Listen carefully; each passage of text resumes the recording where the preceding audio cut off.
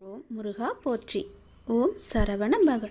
என் அன்பு குழந்தையே, நீ என்னிடம் மிகவுமே ஆசைப்பட்டு விரும்பி கேட்ட ஒன்று சென்ற வருடம் இன்று வரை கிடைக்காமல் காலதாமதமாகிவிட்டது என்று மிகவுமே கவலைப்பட்டு கொண்டிருக்கின்றையல்லவா?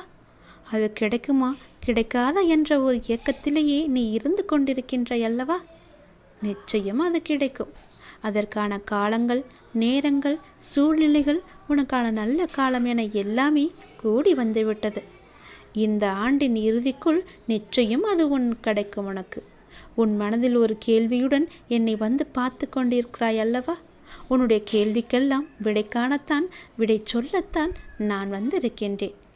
நிச்சயம் நடக்கும். இந்த வருடம் முடிவதற்குள் நீ கேட்டது உன் கையில் கிடைக்கும். அது சம்பந்தமான நல்ல செய்திகள் உன்னை வந்து நிச்சயம் சேரும். அது உனக்கு நடக்கும் என்பதற்கு நான் உனக்கு சத்தியம் செய்து தருகிறேன். யார் மீது சத்தியம் செய்ய வேண்டும் என்று சொல், நான் செய்து தருகிறேன். நீ ஜெயிக்கப் போகின்றாய். அது தெரியாமல் நீ கவலைப்பட்டு கொண்டிருக்கின்றாய். நீ நம்பிக்கையோடு இருக்க வேண்டும்.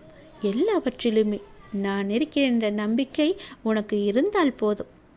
இந்த வருடம் முடிவதற்குள் நீ கேட்டது எல்லாமே நடக்கும். தொட்டது எல்லாமே துளங்கும். உன் இல்லத்தில் பணமானது நிரம்பி வழியும். அனைவருக்கும் எடுத்துக்காட்டாய் நீ வாழ்வாங்க வாழப்போகிறாய். உன்னை உயர்த்தும் காலம் வெகு தூரம் இல்லை. உன்னை நல்ல நிலைக்கு நிச்சயம் உயர்த்தி காமிப்பேன்.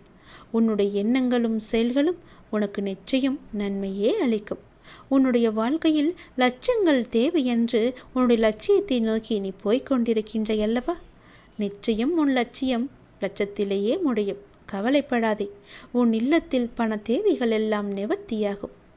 ஒரு விஷயத்தை நீ எந்த கண்ணோட்டத்தில் காண்கின்றாயோ மற்றவர்களும் அதே கண்ணோட்டத்தில்தான் காண்பார்கள் என்று கிடையாது.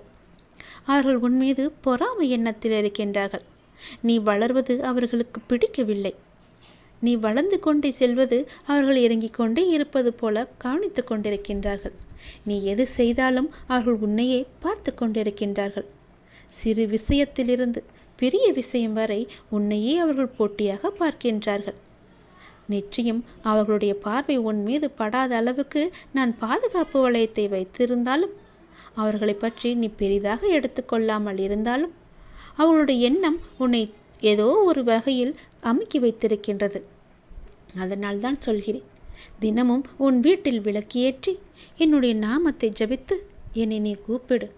உன் வீட்டில் எப்பொழுதுமே சாம்பிராணியின் வாசம் இருந்து கொண்டே இருக்கட்டும். அந்த எதிர்மறை பொறாமை எண்ணங்கள் எல்லாமே அழிந்துவிடும். உன் வாழ்க்கையில் நேர்மறை வந்து மகிழ்ச்சி பூத்து குழங்கும்.